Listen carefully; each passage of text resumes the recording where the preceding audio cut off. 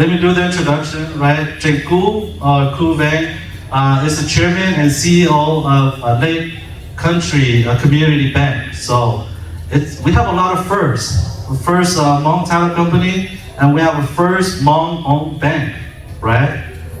Did you guys know that? We actually have someone that owns a bank. I think we've been trying to do this for 50 years.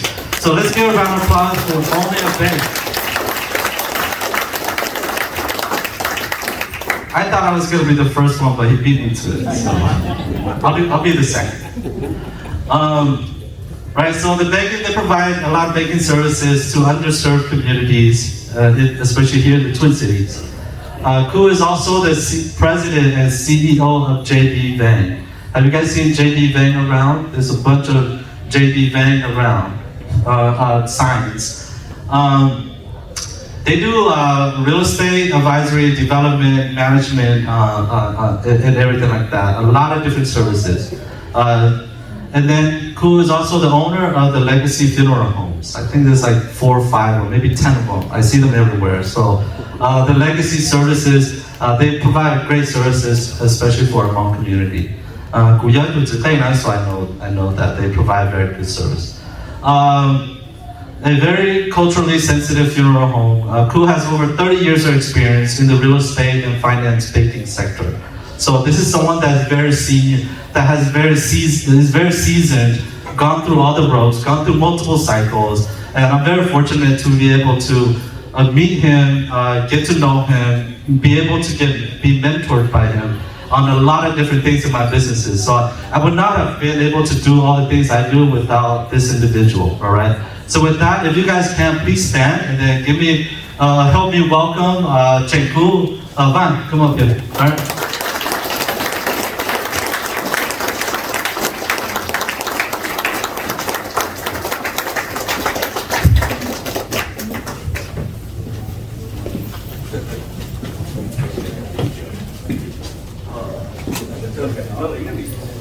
Thank you. Thank you everyone for coming. We are Ku Vang. Hmong or English? Okay. So as Stu said, you know Hmong, right? As Stu said, I've been around for 30 years, and before I start, I would be remiss if I didn't. I got 2 guys standing back there. You guys might not know them. But you got Michael Zavayato, you got Vang. Ze was the first, probably one of the first Hmong real estate agent in the Twin Cities. Okay. What we do today is on their shoulder. Michael was one of the first insurance agents in the Twin Cities. They paved the way for us to do what we can do. And earlier, Paul Wayne was here too. He's in the travel business, transportations and stuff of that nature. So a lot of you guys are quite a bit younger than us, and so but there was groups that came before you guys. Right? So as Stu said, I've been doing this for 30 years. I own a handful of businesses. The 3 up here, the 3 that you guys see, and then we have ownership in probably another 15 businesses across the country in different partnerships and stuff of that nature. We, under JB Vang, we also own probably right around 1.5 million square feet of commercial properties. We're on track to be about 700 units of housing by the end of 2025. So it's a little bit of a ramp up, but all of this happened in the last probably 6 or 7 years, right? Everything before that was building it up to the point where we can ramp and where we can scale and grow. So, Stu wanted me to talk about this 55-unit complex. So I'm going to talk about this at 40,000 feet, okay? And then from there, we can take it down a little bit. But before I start there, the gals at Unity, thank you for the sponsorship. I know how hard it is. In 2002, Larry Mountain and Jeff Christians over at Land Title came to me and said, hey, we'd like you to start a title company. I said, I don't know, let me come and shadow you guys, right? So I shadowed them for about a month. I go, I'm not doing this. This is incredibly tedious work. I don't have the patience. So whatever you guys do, that's great. I know it's a huge accomplishment. At that time, the bond was about $1 million. I'm assuming the bonds is probably a bit more than that now. So it's a great accomplishment. Congratulations on the success of you four. So great. So this building that we did, this is at 1222 University. Tu and Nali and Ty and a bunch of the guys came to the open house, to the grand opening. I appreciate it. This is a building that they call the old cheapo record building. So if you were here in the early 90s and you drive up and down University, you see it's all boarded up, it's crappy. Originally in 1927, this was built as the St. Paul Casket Company. Kind of cool, huh, right? St. Paul Casket, Legacy Funeral Home, right? It all kind of comes together. And it was significant because this was the first building, or the first manufacturing company in the country that employed what they call vertical manufacturing. So all the stuff came in on the first floor, it got trucked up to the fourth floor. They started making the casket on the fourth floor, third floor, second floor, showroom on the first floor. They came out to the client on the first floor. So this is the historical significance of that building. And when I moved up here in 93, I worked for HMONG American Partnership as the director of finance. And I would drive up and down University Avenue. And there are 3 buildings that I thought one day I'm going to own. One of them is the Iris Park building, which we currently own. That houses St. John Academy. The other is this old St. Paul Casket Company, which we currently own. And there's a third one, but I'll let you guys know when I buy that one. So, but those are the ones in which we own. And so the opportunity came in 2019. Mr. Brown called me, the guy that owns Sheeple Record, and said, hey, I'm looking to sell. So we went ahead and we bought it without really knowing what we're going to do with it. We just like old buildings. So we bought it. We bought it for $2.8 million at that time. And he was going to be there for another year just before he can move his stuff around. So he was there for a year. During that time, we had to figure out how we're going to put this thing together. As you guys know, in real estate, any deal comes with equity and debt, right? That's it. Everything else is equity and debt. I don't care where that money comes from. You put in some money or you go borrow money. Otherwise, you can't do deals. But equity and debt comes in very different types of equity and very different types of debt. That project took us a little bit shy of $30 million. Okay, we put in $100. The rest of it was equity through tax credits, debt through housing bonds, debt through forgivable loans that will be forgiven in the next 50 years, debt through TIF, debt through ARPA funds and stuff of that nature. But that's all you have, right? From 40,000 feet, you have equity and debt. You guys are all wealthy folks, and so you like to take your own money out of your pocket as the equity, and you go borrow money from a bank as debt. The rest of us aren't that wealthy, so we like to go beg for money as equity through tax credit, and then we go borrow money from the city through bonds that we don't have to pay back, right? So it's a different way of doing it, but it's the same thing, right? So on that project, we had about a little bit shy of 30 million. The debt that we have to service every month or every year is about 6.8 million. So think about that. 30 million, 6.8, about 7 million is the conventional debt. The other 22 million are all what we call funny money, right? Tax credit, equity, historical tax credit, low-income housing tax credit, ARPA funds, Ramsey County funds, MPCA funds, all of these things that you don't have to service that debt because it just kind of sits out there. And after you meet a certain performance criteria, it kind of goes away afterward, right? So we have to meet those criteria for 15 years. Well, after 15 years, I have a $30 million building that I owe 6.8 million, right? There's the equity that comes into play in year 16. Yeah. But in that first 15 years, I own 1%. The equity investors owns 99%, right? But I get 90% of all of the cash flow. He gets 10% of the cash flow, right? If I ever sell this thing, I get 90% of the gains. he gets 10% of the gains. So his value comes from the fact that he's giving me 14 million in cash, but he's writing off 18 million in credits. Okay, so he's making 4 million in the credits, in which he's gaining, and then he's getting the 10%. And so he's investing not to make money, he's investing so that he doesn't have to pay taxes. Okay, and so this is why they call it tax credits. So it's basically the federal government saying, hey, US Bank, Wells Fargo, Grow America, whoever these large companies that's making a ton of money, if you guys want to save on your taxes, then you need to invest in these tax credit that you can then write off against your net income at year end, right?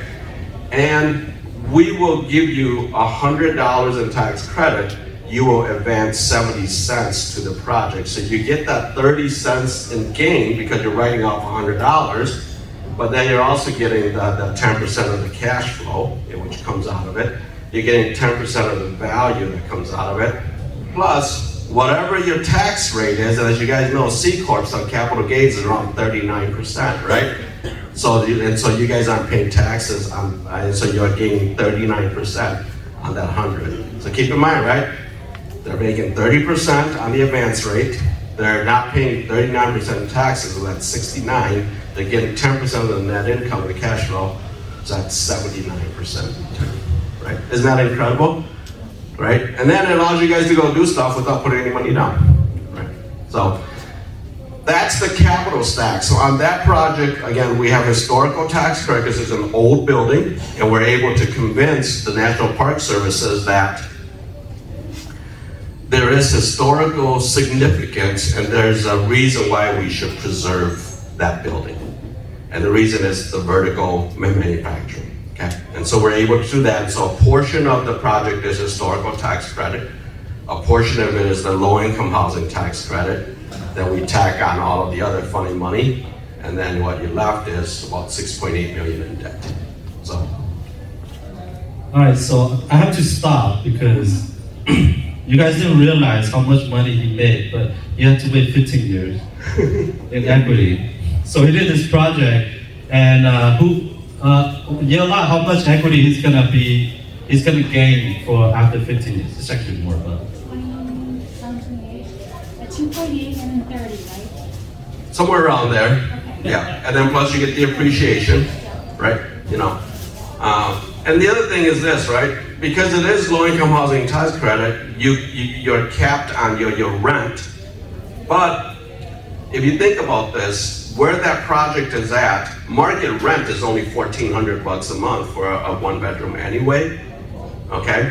And so most people can't afford that anyway, so it doesn't really impact the value of the building, because if I was going market rate on that, people wouldn't be able to afford it anyway, right? So you have a 40-year affordability clause, so you have income restriction for the next 40 years, but that market wasn't going to afford any more than $1,400 anyway. so he's still getting at least $22 million. So it's gonna be probably 28, right? So that's about $1.5 million, $2 million a year. So he wants to make at least $1 million a year on one project. Oh, only Sandy? But who wants to make at least $1 million a year on one project? Yeah. All right, so we could do that. Koo doesn't have money, so he has to go get 22 million. Ty has money, so he could fork up the 22 million, right? Yeah. But this is something that's possible, and Koo has done it. This is considered a small project for you guys. I asked him for the smallest project that they've done, and this is the smallest project to kind of share with you guys. So it's possible, right? It absolutely is, right? And so you need a little bit of experience, but it is possible, right? And obviously we're at 40,000 feet, and if you guys are ever interested, we could definitely bring you down to 5,000 feet so you can see what all that stuff looks like. But you know, you gotta have a desire to get brain damage if you want to get down to the 5,000 feet. And this facility you guys did a great job. It's very beautiful. Who went to look at the facility? Sandy, a couple of you guys. It was nice, right? Yeah, it's very nice. So I mean, the city and all this tax stuff is to make sure that we do have housing. We do have a building that's very nice in our community. Versus we don't do any of these taxes, tax credit, and we have a very crappy building that's an eyesore to our community, right? So it's a great job that Ku and their team did over there at university on that side. So give them a round of applause for that. For bringing out our community. And they did very well. It's beautiful there.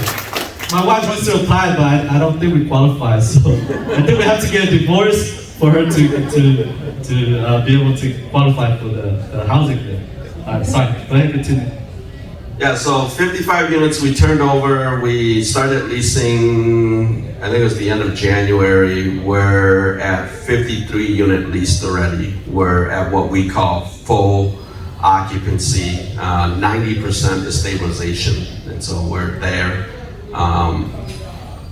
You know, oddly enough, there's only, out of the 55 units, there's only 6 Section 8 vouchers. So everybody else came in at where it needs to come in. So it's a different type of a crowd. Michael and I did one on the east side called the Parkway, and that one is family friendly. And that's 60 units. That is 90% Section 8. And I've had over $400,000 worth of water damage because people can't seem to understand that if the water overflows the tub, you should turn it off. And if you're on the 4th floor, please turn it off, because by the time I find out, it's on the 1st floor. And so that's got its own challenges. But Michael and I did that one together, and that took a long time. Very similar, but there's no historical tax credit. That was just all low-income housing tax credits. Right? We're working on the Ham site right now. We have 130 units going on the parking lot of the Ham site, which is the east side, and we're renovating the west side. All in, that's gonna total a little bit shy of 300 million on that one. Very similar, using historical tax credit, low-income housing tax credit. On that one, we have 60,000 square feet of commercial space on the 1st floor for a market. That will be utilizing new market tax credit on that. So again, very similar types of financing vehicle. It just takes you a little bit of time to kind of glue it all together, right? So you've done a lot of these. I mean, you've done a lot of other deals too, but especially for these deals. Cool. Let's step back a little bit. How did you get started? I think your parents gave you $5 million, right? I was not a part of the Trump family, so my dad could not give me $1 million. I came over in '76. My father passed away in '72, the second invasion of Lunking. So my father passed away at that time. I came to the States with my mom, and there was 6 of us. Landed in Chicago, moved to Ottawa, Illinois, moved to Appleton, grew up in Appleton, went to Appleton East, went down to Madison for school, moved up here in '93. I was always in finance. I was a finance, accounting, econ major, always in finance, worked for Western Bank for a number of years. I was one of the first Hmong commercial lender in the Twin Cities. I approach real estate and investment from the finance side. I approach it from the capital stack. That's what I know. I learned construction. I learned how to read blueprints. I learned constructability. I learned how to push subs. I learned how all that stuff. But I approach everything I do. I approach from the finance side. How does that money come together? At the end of the day, as you guys know, that if you don't have money, you don't have a deal, right? And that money comes in many, many forms. It comes in conventional debt, like what we do at the bank. It comes from hard money lending, like what Ty does, okay? It doesn't matter. Money is money. It depends on what you guys are giving up, right? You guys want to come and borrow from me at the bank, it's going to take you 60 days. You got to do an appraisal. You got to do a phase 1. You got to put in, right now, 30%. It just takes a long time. You go to Ty, he'll give you the money in 3 hours. But he's at 24%, right? Or 22? 15, okay. He's cheap, okay? Other hard money lenders at 22 to 24. We're at 10 to 11 if it's an SBA deal. We're at 7 to 8 if it's a conventional deal. Yeah, but we take time. He doesn't. Okay. Short-term financing, quick turnaround, the stuff in which Two really needs, which is he's got to react to that thing right away. He's going to go to Ty because Ty can write him a check. He comes to me, it'll take him 60 days, he'll lose the deal and get pissed off at me, right? Well, once he's done with it with Ty's money, then he could come to me and I can put a lower interest debt on there. I can stretch that out over 25 years so that now he can get his cash flow coming out, right? He can get his equity back. So you need everybody. It doesn't matter. Find money. There's a lot of money in here, right? So find money from everybody. And Ku didn't start with money. He has to learn approach, especially from the finance side. But it's okay. I know already that I'm better at changing toilet than he is. So at least I have one over him. All right, back to the 55 units. Like you talked a little bit earlier how you find it. How did you find it? Very few times do I go to the open market. Okay, when I go to the open market, or what you guys call the MLS, we have a commercial exchange which is very similar. When I go to the open market, chances are there's not deals which I'm looking for. I get my deals before it hits the open market. I have a network of owners. I have a network of commercial brokers. I have a network of family offices that they come to me when they have certain products of which I'm looking for. And they all know what I'm looking for. I buy all my stuff on cash. I don't waste a lot of time. I don't have a lot of due diligence, period. So I go in, I take a quick look at it. I think I know what I want to do with that. I'll put an offer in that's usually 15-20% below what they're looking for, but I'll close in 30 days. All I care is clear title. If I get clear title, I'll close. The rest of it, I'll deal with it later, right? Because I have enough of a network to kind of understand how these things do, and I've done enough of these things to understand when I walk in a building what the problems are and what the issues are and what those potential unforeseen conditions are. And so I could kind of get myself out of them if I need to. So, but keep in mind, whatever you guys do, you're buying a house, you're buying an empty building, you're buying a business, you're buying someone else's problem. If it wasn't someone else's problem, they wouldn't sell it. Okay? They would keep it. But you're buying someone else's problem. So your opportunity is someone else's problem. Now, okay? So you gotta understand that. Because if you're trying to buy something that's not someone else's problem, then you're in the wrong business. Right? So keep that in mind. There's always problems. Okay, so that's what you gotta buy. Thank you for saying that. Remember, team, my team, you guys in the back, my team members, we're buying other people's problems. I deal with it, with the team. So thank you for saying that. So you got the deal because it was off market. You have a network of individuals that, or groups that will bring you the deal. So if everybody, most of us here, who has a giant network of deal finders? Okay. All right, one person. Everybody go meet him after this. But if everybody's new, what are some tips that you could give for us to maybe go out and start building that network that you have? Sure. You will never know who people know. You will never know who people are connected to. Okay? And so I've always find that you have to treat people with a lot of respect. You have to treat people with a lot of dignity. You have to give people a fig leaf to hide behind if you get into confrontational issues. And you have to, both parties needs to win. And so whenever I get into issues, I always make sure that I leave a little bit on the table. I don't need the whole thing. Okay. My reputation is one where I won't take everything, and I am a man of my word. If I say I'm going to close, I'm going to close, right? And so if you create that reputation and you meet people and you're nice to everyone, and it doesn't matter, they don't all have to be real estate agents, okay? They don't all have to be people that are in the real estate business. Everyone knows somebody.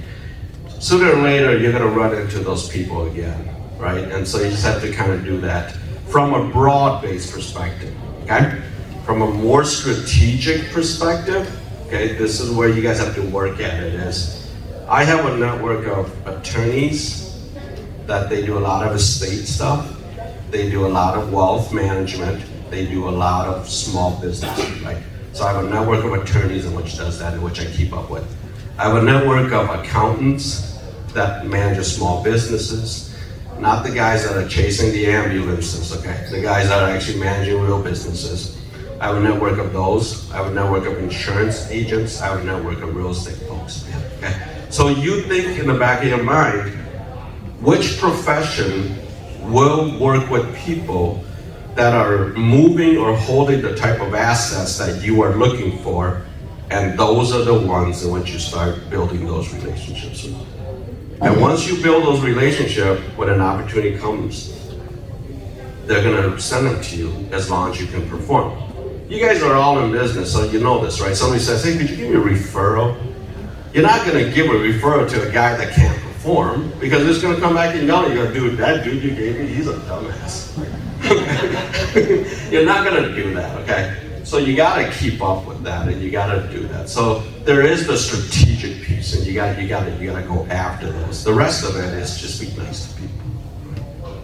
All right, so be nice to people. Go meet an attorney. So we have any attorneys in the room? All right, you gotta raise your hand. We have at least one attorney. Any loan officers? All right, we have one loan officer. Is that Johnny? Yes. Okay, sorry, it's Brian right here. So he's been in the industry for a very long time, so me with him. Real estate agents in the room? All right, a lot of real estate agents. So if you want to be an agent, just go be a loan officer, because there's way too many agents. Let's see what else. I don't think we have any CPA here. Accountant? My brother's not here, so. But go network with everybody. And that's why we put these together too, right? For you guys to come and network. So you guys network with each other. I actually found some of my deals through older investors, right? And so investors that have been in the industry for quite a while, I'm still waiting to buy Ku's 100 unit, right? So some of the investors that have been in the industry for a while, they're ready to move on, right? So they're going to leave some of their properties, and they rather give it to other investors. It'll be easier for them to close on the deals, right? So that's how I got some of my deals too. But what Ku said is right, be nice to everybody. Ku, you do a lot of tax credit stuff. You alluded to it earlier, but can you explain, everybody understood what a tax credit is? All right, who needs a review? Who wants to understand what tax credit is, so that you don't have to use your own money? Oh, this one? Oh, all right. Can you, without going to damage you, but can you talk about that tax credit, why it was beneficial for the guy to give you 14 million, or however much that was on that side, so that people understand that better?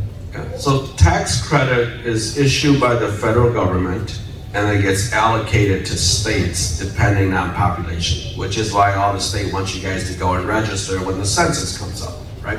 Because the more population you have, the more tax credit gets issued to that state. And in Minnesota here, everything comes through the Minnesota Housing Finance Agency, and then from there it gets divvy up between St. Paul, Minneapolis, and everybody else. Goes through the MHFA. So a tax credit is basically this. The federal government says to spur investments from companies that are making a lot of money and from individuals that are wealthy in areas that they're not investing in areas that are economically depressed, we will give you a 1-to-1 write-off on your net income. So you guys all pay taxes, right? You guys have heard me say it's a privilege to pay taxes. You guys all pay taxes, I hope. And so the government will issue these tax credit to the state or to the city, and they'll say, hey, we're gonna give you $100 in tax credit. And this is just for the federal income tax, and it's not state, it's just federal income tax. And the state will then give the $100 to a project. The developer of that project will take that $100 and they will then sell the $100 of tax write-offs to an investor. whoever that might be. It could be Wells Fargo, it could be US Bank, it could be Cargill, it could be any company. But for that $100 in tax write-off, they're not paying $100 to the developer, they're paying what's called an advance rate. They're only paying 70 cents, 72 cents, whatever you negotiate. I've never gotten more than 75 cents on the dollar. And so then I get a $100 allocation from the state, I take it to Wells Fargo, I said, I'm gonna give you my $100 of tax credit. Wells Fargo said, we'll give you $75 of equity that you can use to do your project. That $75, the $100 in which I gave Wells Fargo, they can write that off over a period of time.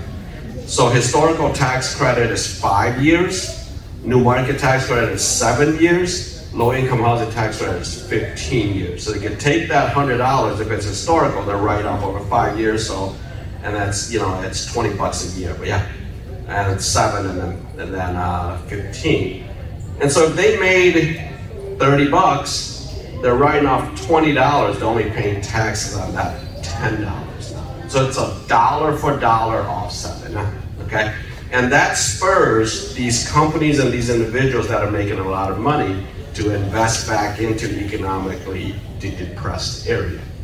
Okay? So that's tax credit. It doesn't matter if they call it new market, historical, low income, renovation credit, mill rate credit, whatever the heck they want to call it, it's the same thing. It's tax write-offs.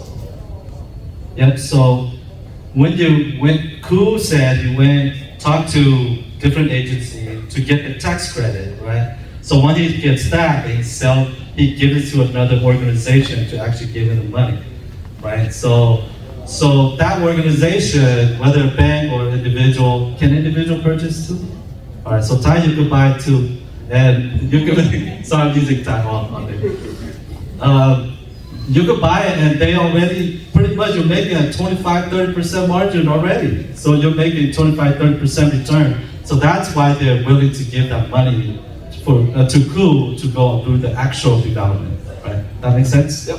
I mean, there are smaller deals in which I do, where are tax credit deals, but I invest in them, right? So I get the credit, and then I put my money in, so I'm actually buying the credit from myself. Yeah. So then I use that to offset my income tax. I'm using my money for the building, but I would have done it anyway, it didn't really matter. So it's a good way to do it. I think I'm trying to do it myself, but I'm trying to get our community to be more aware of this, because there's so much money out there because we pay the tax, right? So there's so much credits out there. I want us to be able to prepare ourselves so that we could also go and get these tax credits. Yeah, so in the HAMS project, we have 6 units up for sale. Okay, these are row houses for sale. We're partnering up with 2 because he knows for sale units, we don't. And so we're partnering up with him and his wife. They're gonna be the developer of those 6 units. We're helping them get not tax credit, but single family grants from MHFA. So there are there are 2 grants. There's just the hardship grant and there's the economic adjustment grants. These 3-4 bedroom row houses is gonna cost probably $500, $550 to build, right? You guys are never gonna pay $500 or $550 for a row house on the east side of St. Paul on Minnehaha.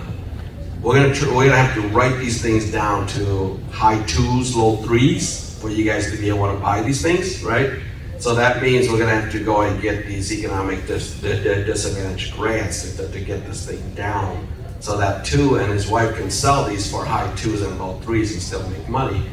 But the grant is gonna offset the difference between their sales price and that $500,000 that's gonna cost them to finish building it out.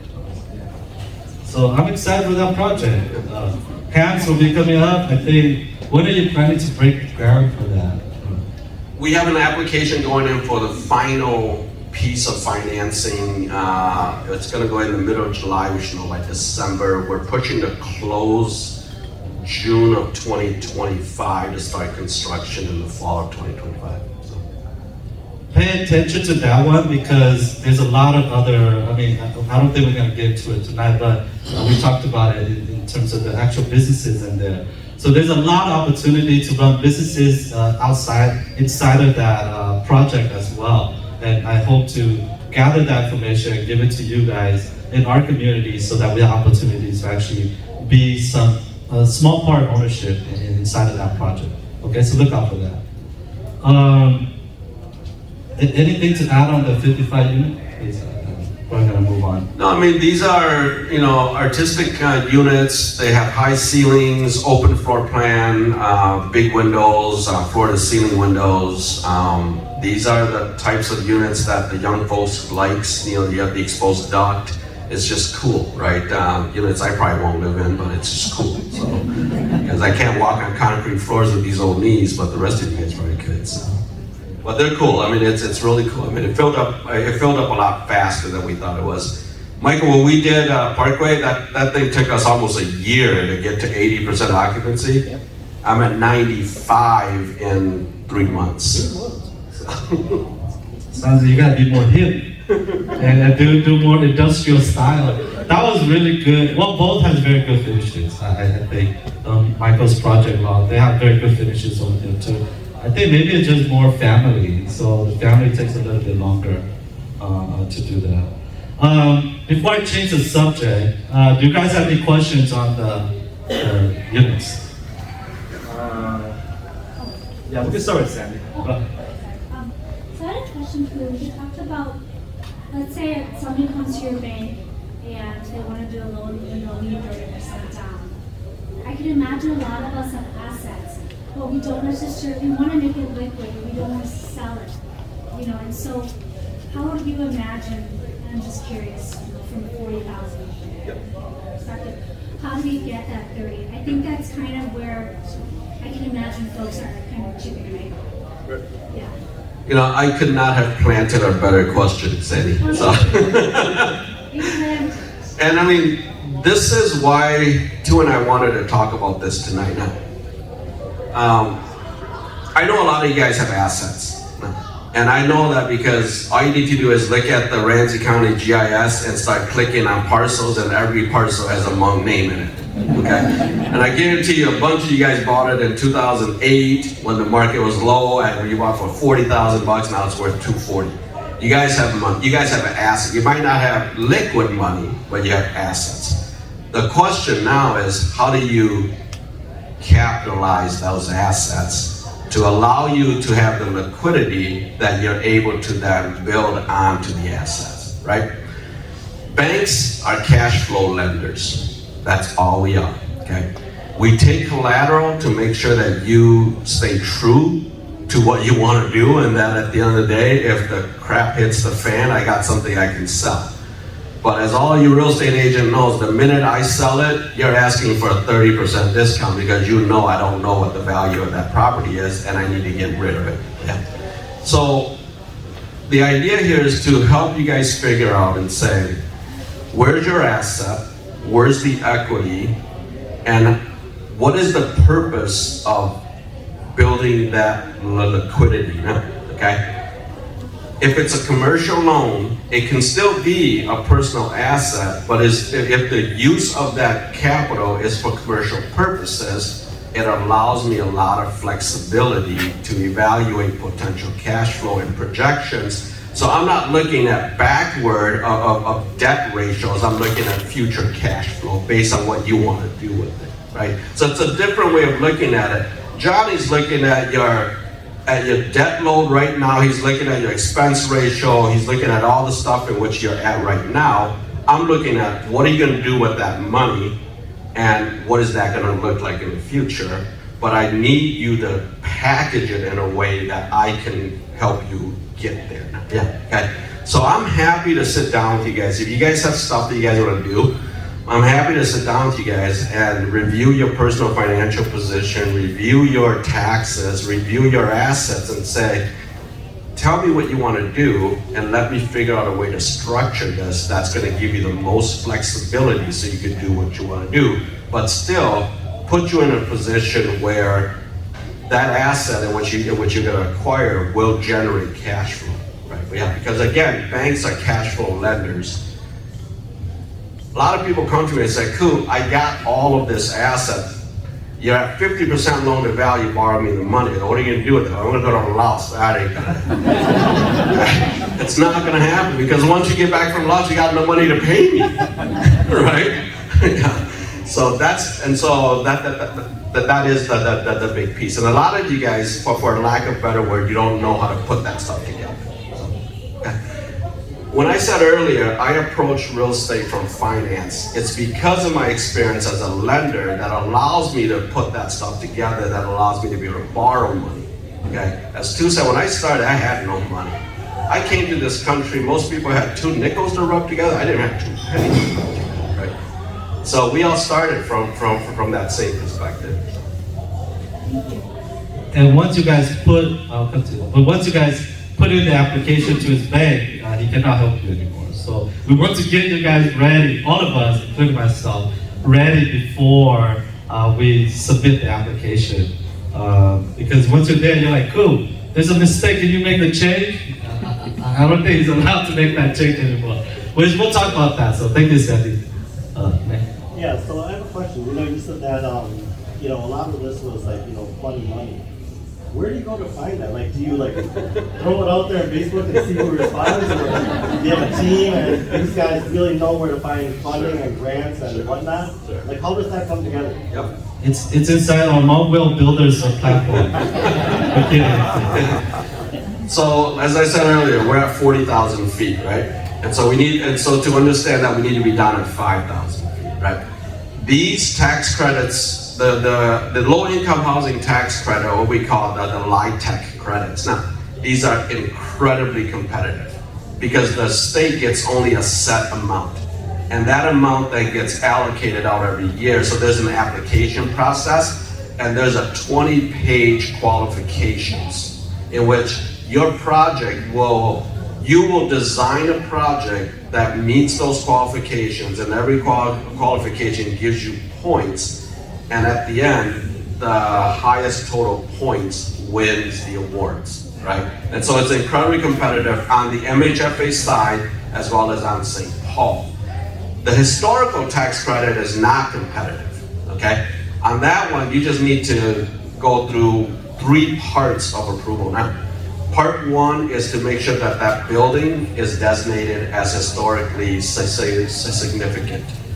Part 2 is that what you're doing to that building will not change the historically significant part of it. Once you get part 2 approved, you get the credits. You can go ahead and do it now. Yeah. Then part 3 is when you're all done, they come back and check and say, okay, did you do what you told us you were going to do in part 2? Right? Okay.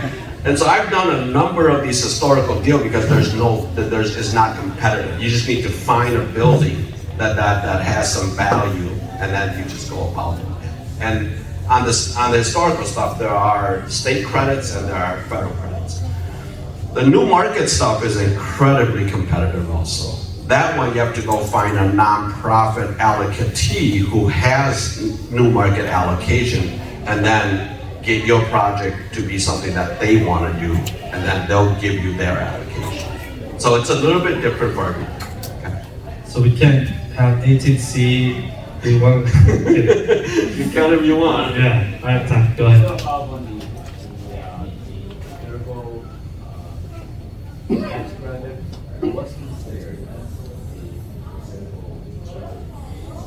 So his question was, what's considered a historical building, or to get that tax? It depends on the building, right? And so historical significance can come from, maybe it was designed by a very well-known architect and there's just not that many of his building around anymore, okay?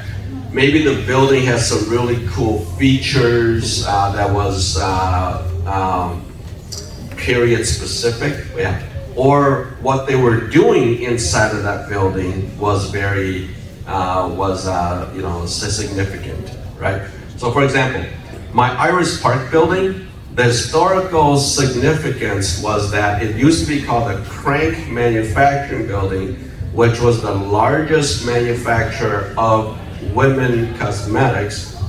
And one of the key points was that they were the first manufacturing company in Minnesota that had a woman vice president. Right? So you have to do a lot of research to figure out what is that piece that you can then go to the National Park Services and say, I believe this is historically significant because of this. So it's you determining what you feel is historically, significant, doing the research, and then getting the State Historical Preservation Board and getting the National Park Services to agree with you. Okay. So you find a property, it could be historical, have some historic significance. Yep. Then you go to the Parks and Recs and I think there's another, and then get them to see if they would agree with you on that. If it does, then you could get the historic tax credit. So the bar that you and I went to have lunch at, that's historical. Because that bar, that fire station had the first African American firefighter. So that was historical because of that. But when you do that, like the 55 unit, you have to preserve something in there, right? So like at the 55, what did you guys preserve? So because of the manufacturing piece of it, we had to preserve the fact that when you walk into that building, that you know it used to be a manufacturing plant. So we kept the mushroom towers, we kept the mushroom coping on the top. We kept all of the ceilings, and so we didn't put any drop-down ceiling because they want to see all of the wood planks in which was used to form the poured-in-place concrete. Yeah, and then we kept the vault door. That vault door, that thing cost me $8,000 to paint. But they wanted that vault door there. I should have hired my wife. She paints, so she could have charged me 800 instead. Yeah, so you have to kind of find those pieces that are historic. Yeah, so there's some factor they have to keep. Yeah, question. So do you have to own the property before you can apply for the tax credit? You don't have to own it, but you have to have what they call site control. Okay, site control can be gained through a purchase agreement, an options agreement, whatever agreement that says if you get it, you can close and put it into service. Now, okay, if you just have a handshake, that's not going to work, right? Okay, but even if you're going to own it, you got to be careful because if you own it fee simple before you get the designation, then you can't pay yourself back for the acquisition. Okay. So the way in which I bought this building, we went in with an options agreement. And so we didn't own it, but we went with an options agreement. We escrowed the purchase price away so that if we couldn't get the historical tax credit, we'd just close it as a fee simple. And so the seller was fine with it, right? But there are others in which you have to own it because it triggers how you can pay yourself back. So keep this in mind, right? I bought it, I put down the 2.8 million, I want my money back, right, at closing, because when it closed, I'm only gonna own 1%, so I want the acquisition price back, right? And so you have to structure it in a way where when it closes, because the tax credit equity partner now owns 99%, I want my 2.8 million back. Yeah, so we could talk about these deal structures inside of our group, and I've been talking. I guess not specialized, but I really like deal structure. So I do a lot of deal structure, especially creative stuff for a lot of single family. Because I started with creative financing because I didn't have money, so I started with the lease option on a fourplex, right, with $5,000, right, and so I controlled that unit for 3 years before I purchased it. And so I love deal structuring, and that's why we do the deals meetup, because I just love talking about deals. Then after that, my teams take over. But if we do larger deals, you can help us structure some of the deals? Absolutely. Okay, all right. That's kind of what I think I know how to do. I think we have another question. Yeah. So just kind of follow up, which of these tax credits is preferred and or more valuable? It's all the same. You get a little bit better advance rate on the new market tax credit, but that requires a lot more legal fees. It's just a more complicated structure. But it depends on the project, you know. you can marry a historical and a low-income housing tax credit together. You cannot marry new market with low-income housing tax credit, right? So you can put credits on top of credits if you really wanted to. So all these, the capital stack that you put, purchasing, all of this stuff, you do all of that, or do you have people that help you, making sure that you get all the tax credit? You just go meet with everybody, right, to get all this done? And you write up all your contracts? Yeah, we have 17 staff members at the office. We have 4 development managers, and all they do is run project pro formas, right? And they manage it through closing, they manage it through construction. All of my guys are good enough now that they run the pro forma and the capital stack together, and then we'll sit down every Monday and we talk through every project. Where are you on this? Where does this make sense? But again, remember I was saying earlier about developing a project to the qualifications in which the government wants it. Yeah. You have to be very careful because, for example, let's say they have 15 points for family friendly, right? Well, family friendlies are 3s and 4 bedrooms, right? Well, how many of those do you really want? Do you want enough to get 5 points? Or do you want enough to get 15 points? But if you're gonna get the full 15, that means everything has to be a 4 bedroom. Does that fit well in your footprint, right? Maybe your footprint only fits 10 units and not 15 units, right? Yeah, and so the unit mix is very important. And so you're playing around with that to say, to build a 1 bedroom is gonna cost me X, to build a 3 bedroom is gonna cost me Y. From a bedroom perspective, a 3 bedroom costs me less than a 1 bedroom, right? Well, where does that cost come in and where does that rental income come in? So you gotta kind of play around with that to get to the right number so that makes sense. It seems a lot, but is it worth at least $1 million a year? Well, that's just on the equity gain. Yeah. So what you guys haven't seen on the whole capital stack, and if you guys want to go through this, I'll go through it with you guys at a later time, but we'll break this thing apart for you to see what the developer's fee looks like, what the ongoing waterfall payment looks like to the developer as we move forward. There is so many fee structure in this thing that if a deal costs you $30 million, 25% to 30% of that deal are non-project related costs. They're all the legal fees, they're all the developer's fee, they're all everything else that comes along with it. Affordable housing is not affordable to build. It's affordable to live in, but it's not affordable to build.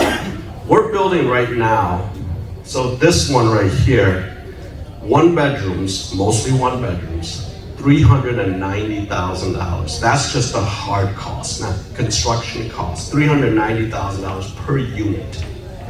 Okay, and that doesn't include the architects and the engineers and all that other stuff. That's just a hard construction cost. It's $390,000. Hams, the new construction portion is going to run us about $450,000, and the renovation portion is going to run us close to $500,000 per unit. Sometimes we think it's better to just give the money to the families. They go buy their own house at $250,000. Right? But then we wouldn't be having this much fun, right? All right, so let me move on to the second segment, right? Which is, why did you buy a bank, right? And then, let's start with that, and then I could ask more about financial stuff. So, why did you buy a bank? Well, I bought it because I knew you wanted to be the first one, and I want to beat you at it. So. I told you that in confidence. Well, I bought a bank because I've always been in banking, and I always wanted to own a bank. I started in banking when I was 15 years old. I started as a teller in Appleton for Associated Bank at that time. Associated Bank was brought together by 5 banks in the Fox Valley area, and I know 3 of the owners, right? And so I've seen how they do business, and I've always wanted to own a bank. And I figure, so I worked for Western Bank for a number of years, and I knew I was never going to make enough money to own a bank. So that's why I left and went to JB. But going to JB and doing development was a way to get back to buying a bank. This is kind of my last play, right? And I felt that The Twin Cities is a heavily banked area. We have a lot of banks up here, but there are certain communities that are underbanked. And what I mean by that is, if you guys walk into a bank and you guys see that all the people on the floor and all the people behind the teller line are people of color, but everyone in the offices is white, then I can guarantee you that bank will take your deposit, but they will never make a loan to you. Okay? If you walk into that bank and you see the offices have people that look like you, and the floor has people that look like you, then that's a bank that will take your deposit and they may make you a loan. The thing is this, when I say underbank, what I mean is lenders don't take the time to understand your business. Lenders don't take the time to understand and help you structure your loan. Lenders don't take the time to understand how you guys do business, okay? And this is very relevant. So I've owned this bank for 2 years now, and it's in a little rural community. And we have businesses that are very similar to HMONG businesses up here. They're kind of borderline, they're run by people, great people, pillars of the community. They run it out of a shoebox. Financials don't seem to make sense all the time, but they're fourth generation. They're never gonna go out of business. They'll never miss a payment, right? But if you're a white lender and it's Mr. John Kilmeyer, your position is he's never gonna go out of business. He does a great job. They're pillars of the community. Even if the credit is goofy and I don't really understand his business and his financials, and I ask him questions, he doesn't really have good answers for me, but I'm comfortable. So I'm gonna give him the $2 million, right? Now you take that same business and you put a cool Vang name on top of it and not a Jack Kilmeyer, they're gonna go, well, wait a minute, this guy doesn't know how to do business. Is there really that many Hmong people that's gonna buy Class 5? You know, I mean, he doesn't have financials. Does he really know his cost? Does he really know how to go and crush rocks? Does he really know how to do this? They don't take the time to understand your business. They don't take the time to understand how you do business. And so many of the proposals hit the trash before they even reviewed them. When I was lending at Western Bank, I started there without a portfolio. I left after 3 years with a $60 million loan portfolio and a $30 million deposit. I was running a $110 million investment department, right? And all of that was money, right? But it's because I took the time to understand the business. I had borrowers who shut down their store, but they were still making payments because they went out and got great jobs, right? The president of the bank came to me one time and said, hey, cool, I was driving on the east side, and that customer in which you lent the money to last year, I said, yeah, he goes, I don't think he's there anymore. I go, yeah, but he's still making payments, right? Banks are cash flow lenders, right? You need to make those payments, right? And so that's what I mean when I say that the Twin Cities is underbanked in certain communities. There's a lot of wealth in the Hmong community, there really is. Now, keep in mind, this little town, 900 people. The asset in this town is over $30 million. There's 160,000 Hmong in the Twin Cities. We're a $3 billion asset community in a heartbeat. And that's being conservative. I only need 10% of that. The rest, you guys can go somewhere else, but I only need 10%. Yeah, so that's why we want to put this platform together too on our side to make sure that we could be well banked. We could make sure that we have someone like who that purchased that bank or other banks that who could potentially help influence to allow us to get all these loans as well, right? It's not just to really understand our community so that we could get some of these finances and leverage the finance to build wealth. Okay. Number one comment. The other thing is this. So when I started Legacy Funeral Home in 2005, everybody they didn't know about the death care industry, right? And the main question they asked me is, can you guys not embalm them? And I go, no, that's by law, we have to do that. Or they'll say, well, can you not autopsy them? Well, no, we're not gonna do that if we don't have to, right? it was a mystery to our community. We didn't understand the death care process. When I started here in 2005, my goal was to demystify that stuff, right? To make it that everybody understood why we were doing things. Okay? That's one of my goals in banking, is to demystify this stuff. So I can say to you, hey, you gotta give me the 1.15 debt coverage ratio every year or we're gonna have problems. And let me show you how to calculate that. So that I know you guys are in the cash business, and I know you guys are reporting everything. I get it. I understand that stuff. But report enough to get me to a 1.15 debt coverage ratio. The rest you do whatever you want. Doesn't matter. It's demystifying this and getting you guys to understand all the covenants and the ratios and the way in which you have to manage these banking relationships, so that if you outgrow me, you can go to an American bank, you can go to a Sunrise Banks, and you'll be a good customer to them. And then they won't come back and take all the properties that you guys bought and you guys own. All right, so let's get bankable, guys. We have a couple more minutes. You guys, if you have more questions, we could answer a few more. But let's go to the subject line. We're accessing commercial loans. You have 2 days to talk about. I'm just kidding. We could talk more about it. But maybe give a general overview of what kind of the banks are sort of looking for. You talked about ratio just earlier. In general, what the banks are looking for, so we could kind of prepare ourselves to get these loans.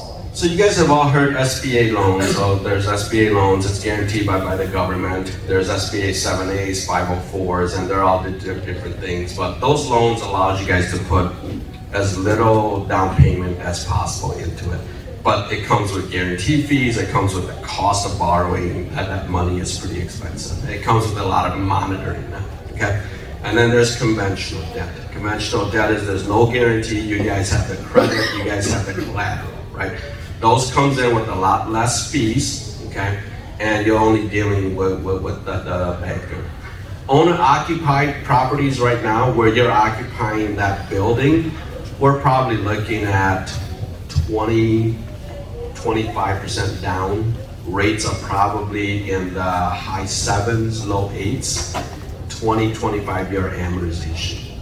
Investment properties, because of where the economy is at right now, it's very sketchy. And so we're probably looking at more 25 to 30% down on investment property, probably more like around a 15-year amortization, and rates are probably in the low to the mid 8s right now, okay?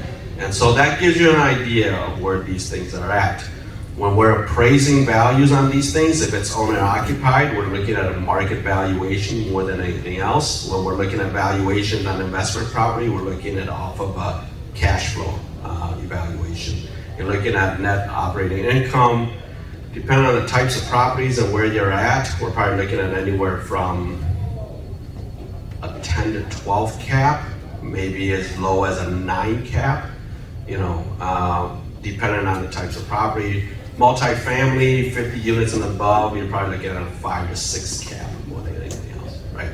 And so it gives you an idea of what you guys need to look at when you're going through this.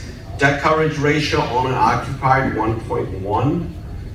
Investment property, 1.2, 1.25. So what that means is this: your net income before you pay any debt service, okay, has to be 1.2 higher than your debt service, right? So if your debt service is 100,000, then you have to have a net operating income of 120,000, right? Okay. So just kind of keep that in the back of your mind. You cannot use SBA for investment property. Some people do, but that's not what it's meant for. They kind of fall into that. They bought it as owner occupied, then the business went out of business and they turned it into investment property.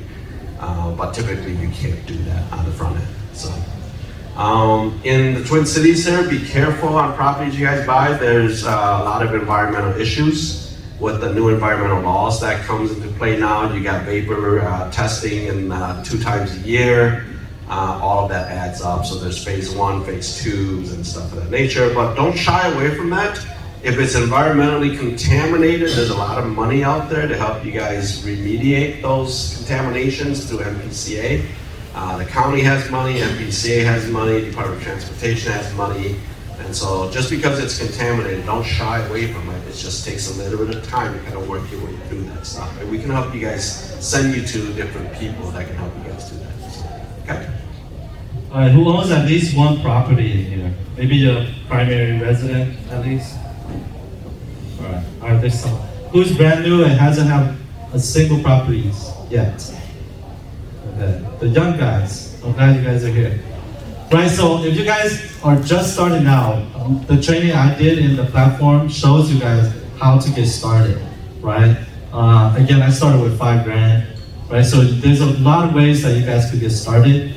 Once you purchase a few properties, then we need to, eventually we need to have to understand what Ku's talking about, right? Make sure our debt to income ratio is together. If we want to grow and expand our businesses, especially our real estate business, we need to be able to understand the banking side of it. And so I hope that you guys learned something tonight. You guys learned something? Yeah. Give Ku a round of applause if you guys learned something.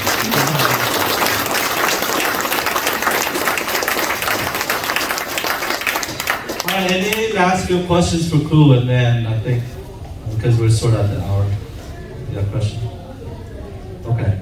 All right, Ku, do you have a few minutes, just kind of give the last words or something like that? You'll still be around for a little bit? Okay. One last thoughts, more of a macroeconomic thoughts for you guys, because I'm sure every one of you guys are wondering where is interest rate going, right? And are there going to be opportunities? I have no idea, but I'll give you my 2 cents worth. Okay. The Fed started raising the Fed fund rate in March of 2022. Prior to that, the Fed fund rates has been close to 0 or a 25 basis point. Before 2022, you guys are borrowing money at 3.5%, 4%, maybe 4.5%, somewhere around there. During that time, banks are doing 3 to 5 year notes. They're not doing anything beyond 7 years, beyond 5 years. Very few will do 7, only 2 real good customers. But most borrowers, they're doing 3 to 5 years. 2022 plus 3 is what? 2025, right? Yeah. These loans are repricing. Okay? They bought them at 4 to 4.5. They probably maxed out the LTV at that time. Okay? You're repricing loans at 8 to 8.5. Cash flow doesn't work. Right? Valuation depends on cash flow. Right? Cash flow don't work. Rent probably didn't go up that much in the last 3 to 5 years. So guess what's going to have to get adjusted? Purchase price. Right?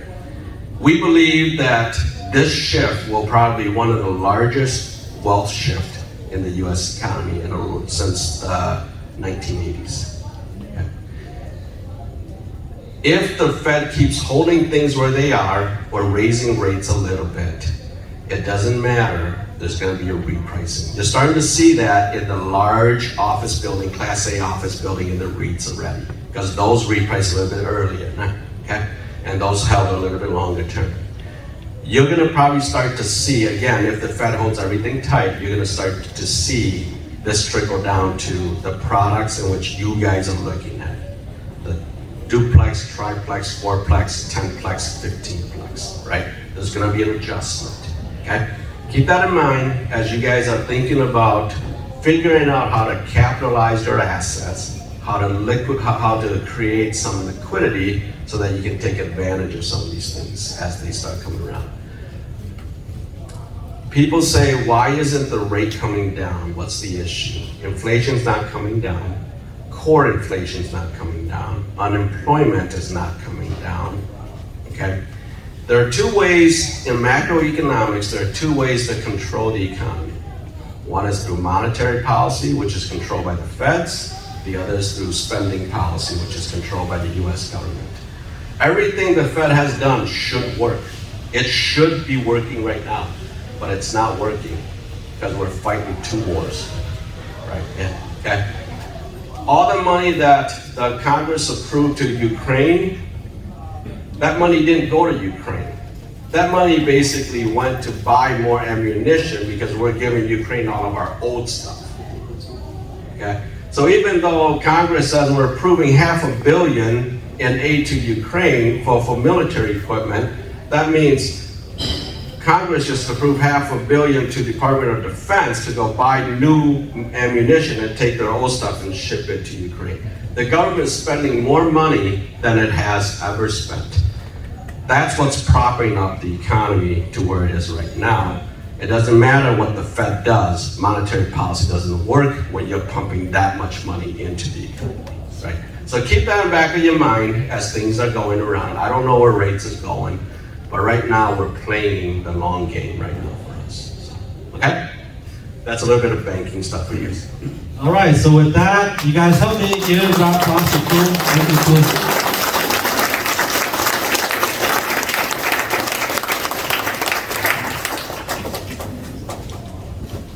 All right, hope you guys learned something. I sure learned a lot, especially the upcoming years, right? The next few years, get ready. All of you guys too, I'm trying to prepare myself as well. I'm trying to find my clicker, but I think I lost it. Oh, okay. All right, you guys learned a few things? Yes? Yes? Yes? Is it worth 25 bucks? All right, at least the food. If not, we still have the beer to give you guys in a little bit. All right, so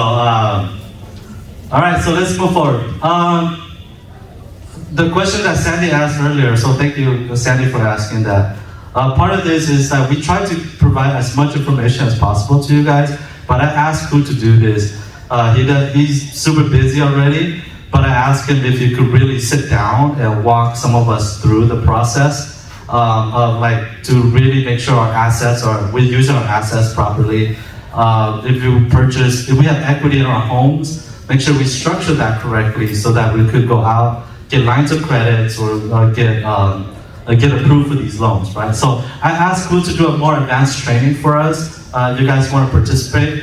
We're gonna go through how to find capitals to grow and scale your real estate business, right? So especially if you have a few properties, or you have a property that you purchased a while ago, or if you have a business that you guys are running, this could be a good opportunity for you guys to learn. Even if you don't, it's still good for you guys to learn. We're going to record everything, so if you are part of this, you will always have access to this, including all the workshops, including all the worksheets and everything that Ku's gonna go through. He's gonna go through a lot more than what I just put up here. And so if you guys want to learn, we're gonna put that together. I think this is gonna be a one-time thing. I don't think Ku's gonna do it again. And so I hope you guys take the opportunity to go learn from this, okay? So he's gonna teach us how to find capital to really grow and scale our real estate business. We're probably going to go through some other deals that he talked about, to really talk about all those tax credits, anything that the group wants to do, all right? We're limiting this to 20 people, so if you guys want to be part of that, please sign up tonight. The training, these are just some topics, but I think we'll talk more about that. Become bankable, prepare your business and your global financial statements, right? It's your business, your real estate, your cash flow, all that stuff, but it's also your entire, they take a look at, you all together too, including all your income on that too. Business lines of credits, Ku's a bank owner, right? So earlier I was kind of kidding, but it's kind of true too, because once you guys put in an application, Ku cannot make changes for you. He can't say, hey, go revise this, that's not really allowed. I don't know all the banking laws, but they can't tell you to make changes so that they could fit their underwriting criteria. So I asked him to teach us that ahead of time, so we know all the underwriting criteria already, so we could prepare ourselves. So when we apply either to his bank or any other banks, we're well established, and our packet that we send over have a better chance at getting approved. Okay. So this is a very valuable thing that Ku is doing for us, and I'm very thankful that he's going to do that for us. And then we're going to do a lot of hands-on activities and worksheets and everything like that on here as well, and a bunch of other resources. So that's going to be Monday, June 24th, probably 6 to 9 p.m. If we need to do longer, we'll do longer. We'll buy food and everything like that, better food on there. You also get a chance to visit Ku's office because we're gonna do it at his office. We'll record it all and everything like that too. So I'll provide dinner. The price is $500, $497. But all you guys got this sheet here, right? Okay. So I promise you guys, it's not a way for us to make money because we don't make money off of these. It takes so much work to put it together, but we do want people that are serious, and we want to provide you guys as much value as possible for any dollar that you guys put in, okay? So like the 25 bucks you guys put in today, or anything that you guys purchase from Hmong Builders, we want to provide at least 10 times the value for that, all right? So if you guys are interested today, you guys can fill this out. My team, there's a few of you guys in the back. Raise your hand. All right. So a couple of my team members over here, or you guys could do it on your phone. If you use the code Vang on our website, let me go over. Oh, right here. Here it is. Go to hmongbuilders.com/store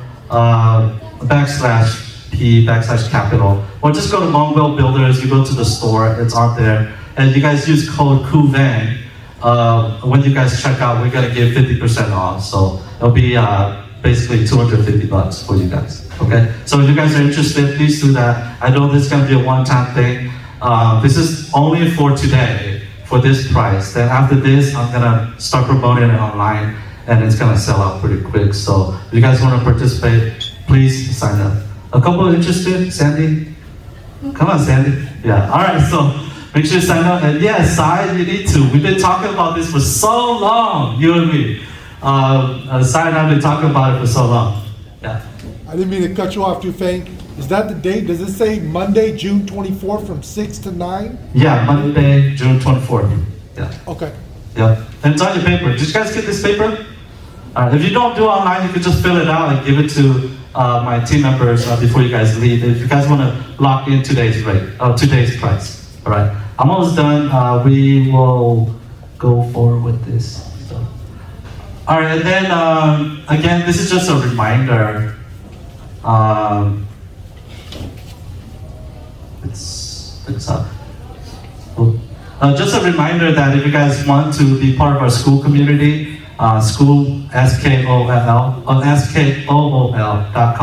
/Hmong community. You guys can be part of that for $27 a month, and we're going to put all of our recording, any resources that we have on there, and we're going to continue to build that platform together. Okay, so anything that you guys want in the platform, please let me know. I want to help support each other on there. The truth is, like I said, we don't make money off of these. I'll tell you guys how we make money. I actually make money by partnering up with people in the group. So we just did a deal, Kina, right? We just did a deal. He made 15 grand on the deal. I helped him structure the deal, right? It's a wholesale deal. Actually, raise your hand, Keith. Yeah. He's one of our new hotshot wholesalers here. So if you guys want deals, go talk to him afterwards. But yeah, I helped him structure the deal, right? So he made 15 grand. I made 4,000 or 5,000 on that deal because we were actually doing it together. A partner of mine bought it, so my wife is helping them with that. So my wife, once they sell it, my wife will make some money off of that too. So that's how we make money, by partnering up, doing deals together. And I want us to help each other make money by doing deals with each other, okay? So yeah, if you guys want to be part of the community, school.com /Hmong Builders. All right, questions? All right. So that's it. Thank you for coming.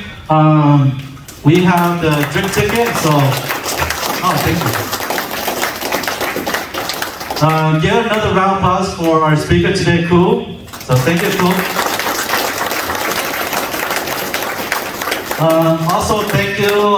Give a round of applause to my team, my team over there. So raise your hands. They put everything together. I just showed up with my laptop, so thank you guys. I appreciate you guys so much. And then again, there's a drink ticket. I have mine. I'm gonna go out there, grab my beer, and then I'll come back here or hang out there and let's network. All right? Thank you, guys.